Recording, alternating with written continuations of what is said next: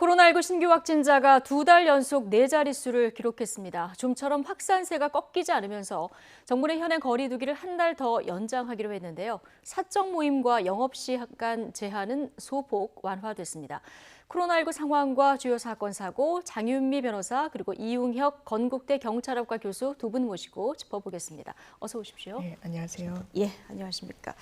확진자가 지금 60일째 4자릿수, 좀처럼 줄지 않고 있는 상황입니다. 어제 하루 확진자 수도 1,804명, 전날보다 100명 정도 늘어난 거죠? 네, 그렇습니다. 이 계속적인 4자릿수가 지속되다 보니까 의료 체계의 상당한 부담감이 지속되고 있다. 즉 중증률 또는 그 치명률 자체도 지금 변동이 없는 뭐 이런 상태로 예상을 하고 있는 것 같습니다. 예. 더군다나 그 전문가들의 얘기는 이번 추석 이후에 정점을 찍고 다소 내려가지 않을까 이렇게 예상을 합니다만 네. 혹시 이번에 그 추석을 또 전후해서 그 확산세가 멈추지 않고 또 증가도 할 수 있지 않느냐라고 하는 시각도 있는 것 같고요. 예. 왜냐하면 이와 같은 이 신호 자체가 다소 방역 수칙을 수용하는 것에 좀 이완된 이런 면이 있지 않는가 이런 부담도 있는 것 같고요. 예. 또 지금 어쨌든 그 델타 변이가 그 우세종으로 지금 국내에서 자리 잡을 뿐만이 아니고 이른바 뮤라고 하는 예. 이런 새로운 변종도 등장하는 뭐 이런 상황이기 때문에 상당 부분 좀 불안한 면이 계속 있는 것 같고요.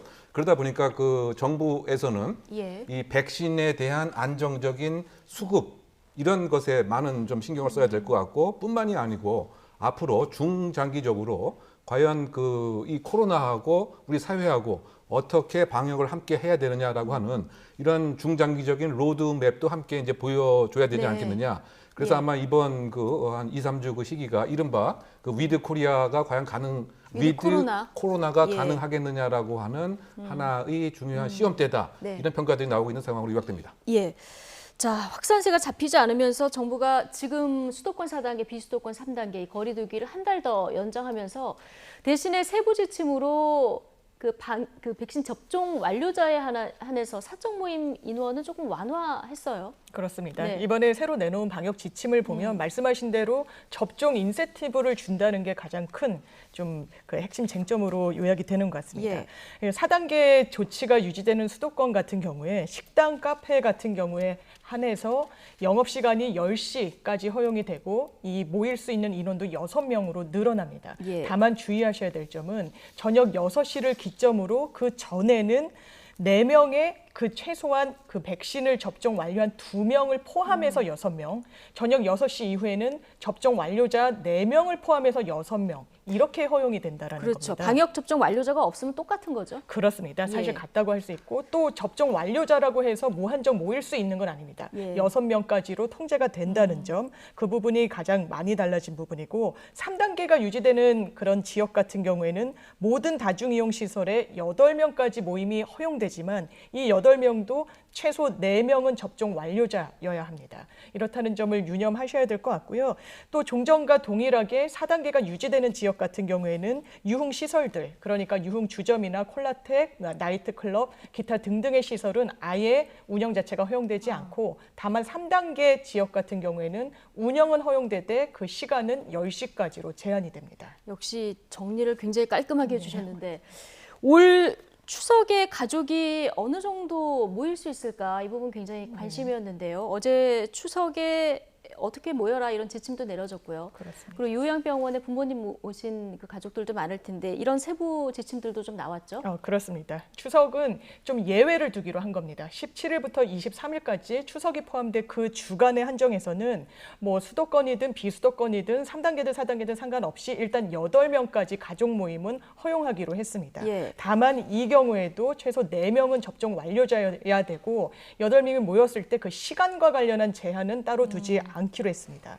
그리고 요양시설, 또 추석 연휴를 맞이해서 요양병원 등등에 계시는 가족분들을 찾아가고자 하시는 분들이 많으실 텐데 이 2주간, 13일부터 26일까지 2주간 어떤 면회는 허용되는데 여기서 유념하셔야 될 점은 접종을 양측이 다, 그러니까 병원에 계신 분과 이 만나보려고 하시는 가족분이 다 접종을 완료하면 대면으로 면회는 허용되지만 한쪽이라도 그렇지 않으면 대면 면회는 허용되지 되지 않는다는 점. 또 예. 결혼식장과 장례식장 같은 경우에 종전에 49명까지 허용이 됐습니다. 다만 이번에 지침이 새로 나오면서 결혼식장은 식사를 제공하지 않는다는 조건으로 99명까지 사람들이 모일 수 있는 부분을 허용했습니다. 예.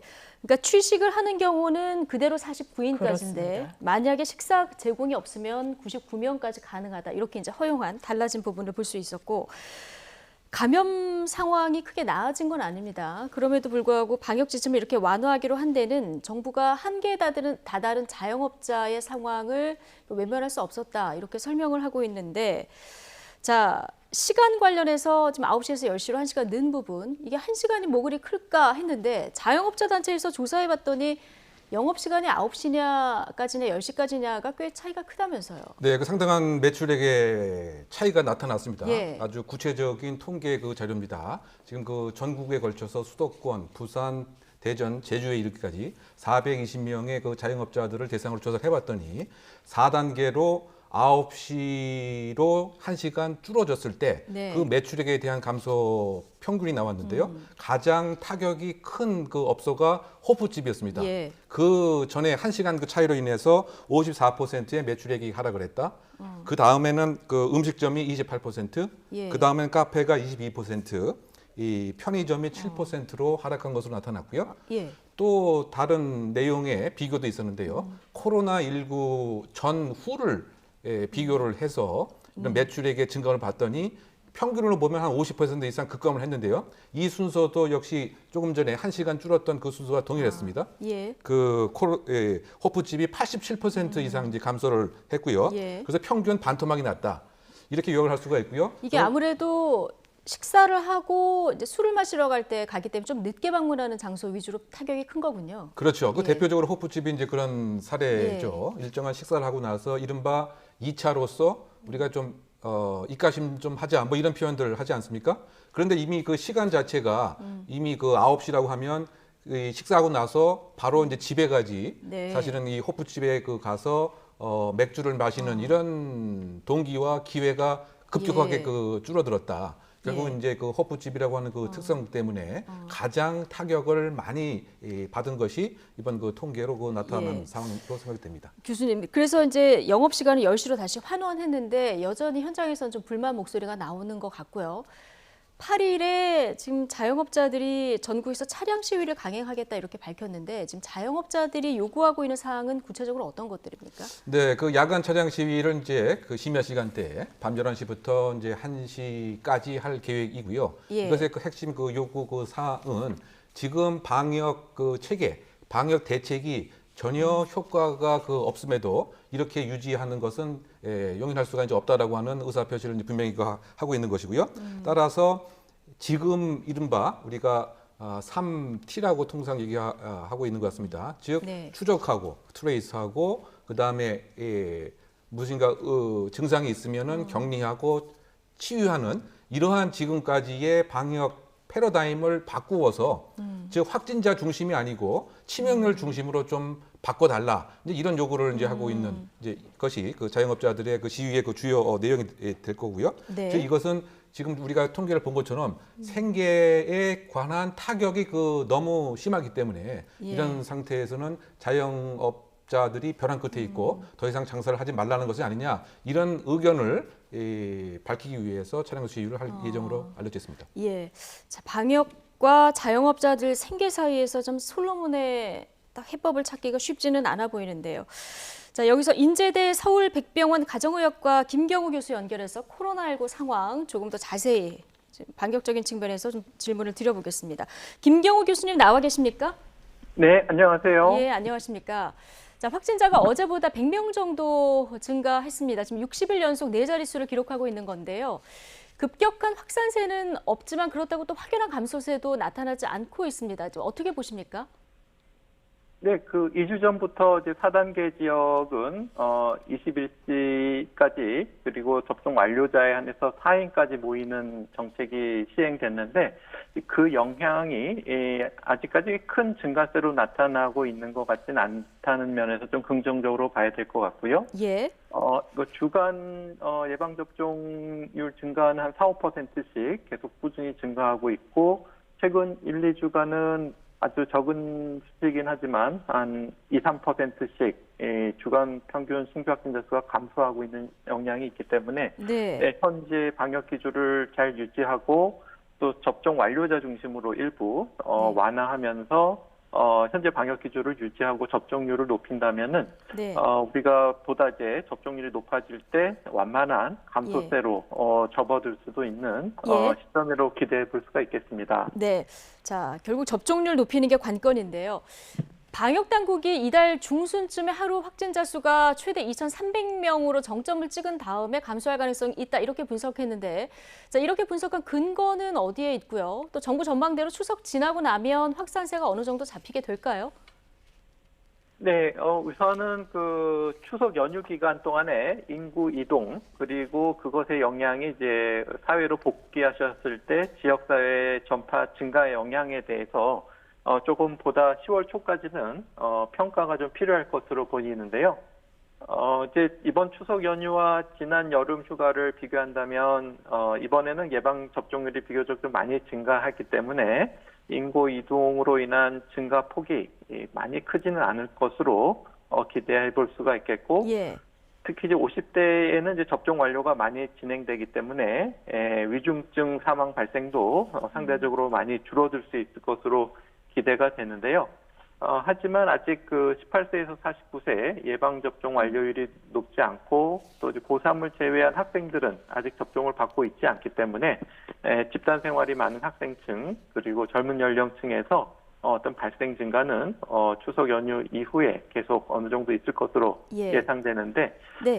일단은 젊은 층은 이제 감염에 의한 중증화율은 상대적으로 낮은 것으로 알려져 있지만은 아직 그 젊은 층 중에서도 고위험군 감염이나 또 위중증이 아니더라도 감염으로 인한 여러 가지 잠재적 위험성은 충분히 알지 못하기 때문에 네. 언제든지 그 미접종자 중심으로 대규모 유행이 재현될 수 있는 것에 대해서는 대비를 하고 당분간 방역 긴장도는 유지하면서 신중하게 단계 완화를 진행하는 것이 필요할 것 같습니다. 예. 자, 앞서 저희가 이제 좀 정리를 해봤는데 정부가 거리두기를 이제 한 달 재연장을 결정을 했습니다. 대신 접종 완료자 포함해서 최대 8명까지 모일 수 있고 식당, 카페, 영업시간도 10시로 1시간 늘렸는데 자영업자의 어려움을 반영한 구육지책이긴 한데요. 방역 측면에서는 문제가 없을까요? 네, 아직까지 시도해 보지 않은 것이기 때문에 예를 들면 예방접종 증가가 또 지금 방역정책 완화에 어떤 영향을 줄지, 조금 우리가 보수적으로 접근하는 것이 우리가 현재는 워낙 확진자 수 규모도 많고 필요한 병상수 여력도 아주 많은 상황은 아니라서 네. 굉장히 좀 엄중한 상황이라고 봐야 되는데 이제 말씀하신 것처럼 자영업자분들의 어려움이 많으셔서 새로운 시도를 좀 조심스럽게 좀 급진적으로 진행하는 예. 부분이 있다고 봐야 될 것 같은데 예. 일단은 그래도 방역적으로는 접종 완료자 중심으로 좀 일부 완화하는 부분에 대해서는 큰 위험은 없을 것 같지만은 예. 아무래도 이렇게 무리한 완화 정책을 시도하는 것보다는 이러한 그 어려움을 겪고 계신 자영업자에 대한 다른 지원책을 병행하면서 좀 보다 좀 신중한 단계 완화, 방역 정책 완화가 진행돼야 될 것 같습니다. 예. 자, 그리고 이번 방역 대책의 큰 틀은 이제 백신 접종 인센티브 확대인데요. 백신 접종자 중에서도 돌파 감염 사례도 계속해서 지금 나오는 상황이다 보니까 백신 접종 인센티브 확대가 자칫 실효성은 없고 방역 해이만 부르는 것 아닌가. 일각에서는 이런 우려를 하시는 분도 있는 것 같습니다. 어떻게 보십니까? 네, 우선 접종을 완료하신 분들께 돌파 감염은 생겨도 뭐 가볍게 지나갈 수 있기 때문에 문제되지 않지만은 접종을 완료하신 분들 중에서 일부 고위험군, 그러니까 면역 저하자, 고령층 기저질환자 이런 분들께는 위중증 가능성이 남아 있다는 점, 그리고 아직 접종률이 높지 않기 때문에 주변에 미접종자분들에게 감염을 전파시킬 위험성이 돌파 감염의 문제가 될 수가 있겠습니다. 그렇기 때문에 고위험군의 중증화를 예방하고 예를 들면 고위험군에 대해서 부스터샷 추가 접종을 좀 서두르는 것이 필요하겠고요. 네. 또 미접종자분들에 대한 보호책, 예를 들면은 이제 감염 위험 다중이용 시설을 미접종자분들 이용 제한을 확대하고 또 우리가 이렇게 완화했을 때 확진자가 발생이 증가할 수가 있기 때문에 이에 대한 체계적인 대비와 준비, 예를 들면 신속하게 확진자를 확인하고 중증도를 분류하고 또 신속한 역학조사 그리고 상시 의료 대응 체계 보완 이런 것들을 해나가면서 접종 인센티브를 단계적으로 확대하는 것은 가능할 것 같습니다. 예. 자, 교수님, 그리고 정부가 어제 거리두기 연장을 발표하면서 다음 달부터는 일상 회복에 다가서는 방역 조치 시행을 하겠다 이렇게 언급을 했습니다. 이게 사실상 이제 위드 코로나 전환을 시사한 것이다 이렇게 볼 수 있을까요? 아직은 그 전 국민 접종률이 높지 않은 상태이기 때문에 예. 다만 그 일부 사적 모임이라든지 다중 이용 시설 내 어떤 이용 제한 또 아니면 행사 모임 규모 이런 것들에 대해서 제한적이지만 좀 접종 완료자 중심으로 완화된 조치들은 시행이 가능할 것으로 보입니다. 네. 하지만 우리가 좀 위드 코로나를 전환을 우리가 좀 물론 이제 위드 코로나의 정의가 뚜렷하게 되어 있는 건 아니지만은 예. 성급한 방역 조치 완화는 아직은 어려울 것으로 보입니다. 아, 그럼 언제쯤 검토해 보는 게 그 시점이 적절하다고 보십니까? 네, 일단 국민 백신 접종률이 충분히 높은 상태이고 또 돌파 감염으로 인한 고위험군이 중증으로 가는 것을 보호할 수 있는 추가 접종이 이루어지고 그리고 이제 네. 우리가 의료 대응 체계 면에서 이제 상시 대응 체계를 좀 준비하는 그러니까 예를 들면은 각 지역사회 의료기관에서도 어느 정도 지금 접종 위탁 의료기관에서 예방 접종을 맞으시는 것처럼 코로나 의심 환자분들도 진료를 받고 뭐 감기인지 알레르기인지는 아시기 어렵겠지만 네. 각 의료기관에서 PCR 검사도 현장에서 바로 받으신다든지 네. 그리고 이제 무엇보다 이제 중앙과 권역별로 감염병 전담병원을 예. 중심으로 해당 지역의 어떤 시설 장비 인력 이런 것들을 좀 체계적으로 훈련하고 또 비상시에 동원할 수 있는 이러한 의료 대응 시스템을 구축하는 노력들 이런 중장기적인 대비책을 하면서 네. 우리가 위드 코로나 전환을 시도할 수 있을 것으로 생각됩니다. 예, 알겠습니다. 결국 중장기적인 대책과 함께 접종률이 관건이 되겠군요. 자, 김경우 서울 백병원 가정의학과 교수님과 함께했습니다. 교수님 여기까지 듣겠습니다. 고맙습니다. 네, 감사합니다. 예, 자 일상으로 돌아가려면 이제 방역 수칙 준수, 자 어느 때보다 더 중요한 시점, 조금 더 인내를 해서 저희가 이 시기를 잘 넘겨야 되겠습니다. 코로나 관련 소식은 여기까지 하고요. 이슈를 조금 바꿔 보겠습니다. 전자발찌를 끊고 여성 2명을 연달아 살해한 강윤성의 신상 정보가 이제 공개가 됐죠. 그런 가운데 CCTV 통해서 동선들이 지금 하나둘 드러나고 있는 이런 상황인데요. 보니까 여러 차례 당국의 감시망도 뚫고 범행을 굉장히 대담하게 했더라고요. 네, 그렇습니다. 일단 27일 날 이제 전자발찌를 훼손한 것뿐만이 아니고 26일 날 집에서 40대 여성을 살해를 했고 또 그 29일은 50대 여성을 살해를 한 이후에 차량에서 한 것으로 일단 추정하고 있는데요. 이 시신과 함께 차량을 운전해서 송파경찰서에 스스로 자수를 한 것이 예. 지금까지 내용인데 조금 새롭게 그 드러난 그 내용 그 자체가 제3의 여성에게도 접근을 했다고 하는 사실이 또 새로 드러난 것 같고요. 네. 그리고 범행 동기와 관련돼서 사실은 돈 때문에 이렇게 압박, 돈을 빌리려고 하는 거, 네. 갚으려고 하는 거 이런 목적으로 우발적으로 했다고 얘기를 하고 있지만 새로 나온 그 얘기 중에 하나가 그 재소자 함께 교도소에서 함께 복역했던 재소자 얘기가 이 40대 여성에 그 대해서는 내가 나가면 사고를 치겠다 이런 얘기도 한 것으로 그 봐서는 지금 본인이 우발적이 아니고 혹시 미리 마음부터 살해를 해야 되겠다고 40대 여성에게 치밀한 계획을 한 것이 아니냐. 그래서 지금 이제 말씀처럼 그 필요한 것들을 미리 구입을 하는 즉 이 장비에서부터 또는 차량에서부터 또 심지어 돈까지 그렇다 본다면 살해한 후에 장기 도주를 하려고 했던 것은 아니냐. 네. 이런 것이 새롭게 나오는 추정 상황입니다. 그러니까 새로운 사실도 드러나고 진술도 좀 불명확한 상황이라서요. 자, 이 얘기 잠시 뒤에 조금 더 자세히 해보도록 하고요. 자, 호송 도중에 강 씨의 태도, 그 카메라 앞에서 태도를 보고 아마 온 국민들이 굉장히 깜짝 놀라셨을 텐데요. 취재진에게 욕설과 발길질, 또 추가 범행에 대한 아쉬움까지 드러내면서 반성이 없는 모습을 드러냈습니다. 잠시 보고 오시죠. 피해 여성 왜 살해하셨어요? 금전적 하실 말씀 없으세요? 내가 더 많이 죽이지 못한 게 한이 된다. 내가 더 많이 죽이지 못한 게 한이 된다.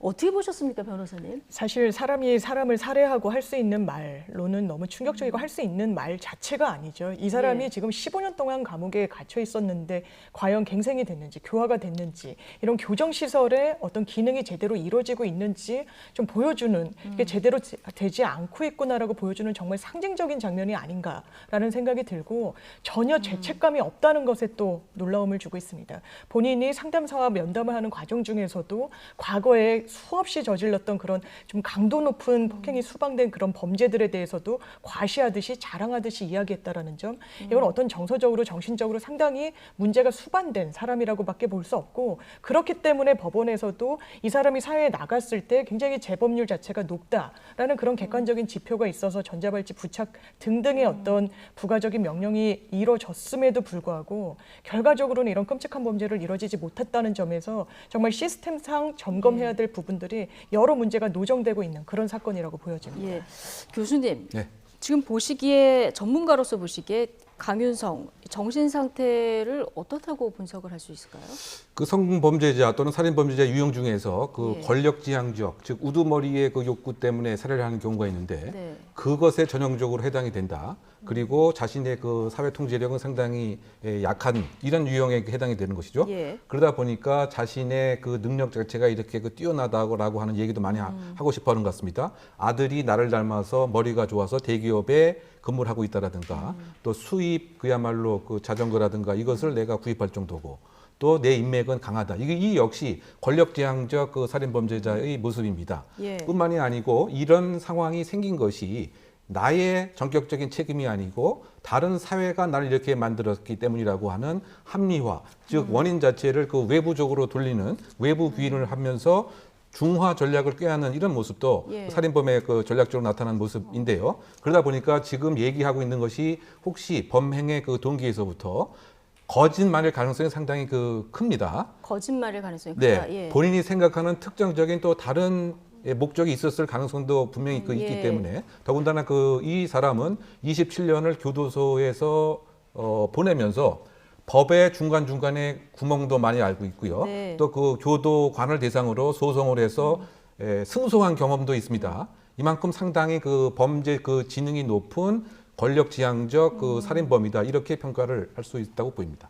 범죄 지능이 높은 권력지향적 살인범 이런 유형에 속한다. 자, 이렇게 보시는 거고 앞서 이제 교수님 말씀해 주셨지만 이번에 새롭게 밝혀진 게 강 씨가 첫 번째 살인을 하기 전에 노리던 사람이 따로 있었고요. 네. 지금 새로운 사실들이 계속 드러나고 있는데 이게 우발적 범죄냐 계획을 했느냐 이게 관건인 거 아니겠습니까? 그렇습니다. 근데 보면은 처음에 범행 동기도 성관계를 거부해서라고 했다가 이게 금전 문제라고 했다가 진술도 오락가락하고요. 그리고 그 살인 저지르기 전에 이미 뭐 절단기 등을 산 이런 정황도 있거든요. 어떻게 그렇습니다. 보십니까? 지금 교수님 말씀하신 대로 예. 이 15년 동안 수감되면서 거의 반법률 전문가 행세를 했다라는 거 아니겠습니까? 네. 그래서 이게 우발성으로 이게 판단을 받게 되면 상당히 양형이 참작된다는 점을 노리고 진술을 좀 번복한 게 아닌가라고 생각이 들고 예. 이 정황을 놓고 봤을 때 이게 과연 계획적이었냐 아니었냐라고 하면 당연히 전제에 무게가 실릴 수밖에 없는 너무나 많은 정황들이 있습니다. 구체적으로 절단기를 구입하고 흉기를 또 사고 어떤 렌트카까지 빌리고 그걸 버리고 도주한 그리고 최종적으로 뭐 공항 근처에서 뭐 이 동선 같은 게 파악되기도 했고 이런 여러 가지 사실관계들을 종합했을 때 본인이 단순히 어떤 언급으로 이게 우발적이라고 했다라고 해가지고 인정이 되기는 상당히 어려울 거로 보이고요. 예. 또 하나 지금 말씀하신 것처럼 제3의 여성에게도 접근을 의도적으로 했다라는 거 아니겠습니까? 다만 그 여성의 그 전화번호 번호를 착오해서 연락이 또 안 됐고 그 이후에는 뭐 약속 장소와 관련해서 엇갈렸기 때문에 만나지를 못했다라는 것인데 이렇게 여러 여성들을 사실상 타겟화해서 실제로 2명의 어떤 범죄 피해자가 일어난 이 사건에서 본인이 단순한 우발 이런 주장을 한다라고 해서 받아들여지진 않을 것이라고 생각합니다. 근데 굉장히 안타까운 게 법무부가 이 전자발찌 훼손 사실을 알고 경찰에 이제 통보를 했고요. 경찰이 이 주거지를 5번이나 갔는데 집에 못 들어갔고 그 못 들어간 사이에 그 사이에 첫 번째 희생자 시신이 놓여 있었던 이런 상황인데 못 들어간 거 아니겠습니까? 이게 현행 법상으로는 즉 들어갈 수가 없는 이런 상황인 거죠. 그 문제가 이제 조금 그 기관 간의 공조가 안 됐던 원인 중에 하나가 그 6월 달부터 네. 이 특사경 제도, 즉 특별사법 경찰 권한이 보호관찰관에게 부여가 됐습니다. 예. 근데 그 얘기는 뭐냐면 전자발찌 그 훼손 사건은 전적으로 보호관찰관이 함의 원칙으로 그 되어 있던 거죠. 그러다 보니까 경찰은 이거는 보호관찰관의 업무일 것이다. 다소 집중을 안 한 면이 그 있고요.